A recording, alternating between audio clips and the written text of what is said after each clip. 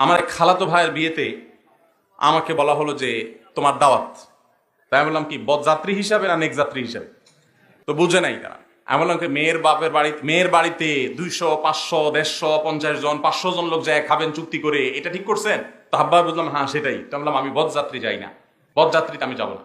আমাদের সমাজে কত লজ্জাজনক একটা কালচার এটা। যুবকদেরকে এটার বিরুদ্ধে সংগ্রাম করতে হবে যে আমরা বরযাত্রীর এই প্রথাকে এই দেশ থেকে ধুয়ে মুছে বিদায় করবো ইনশাআল্লাহ।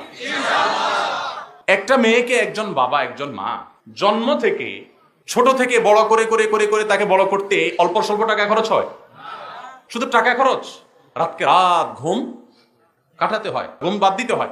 অনেক কষ্ট করে মেয়েটাকে বড় করছে, মেয়েটাকে এডুকেটেড করছে, মেয়েটাকে শিক্ষিত করছে, মেয়েটাকে চিকিৎসা দিয়ে তাকে সুস্থ সবল রাখতে উদ্যোগ নিয়েছে এবং সব ব্যবস্থা করেছে। রেডি হওয়ার পর আপনি এবার রেডিমেড বউটা আস্তে করে বাড়িতে নিয়ে চলে যাচ্ছেন।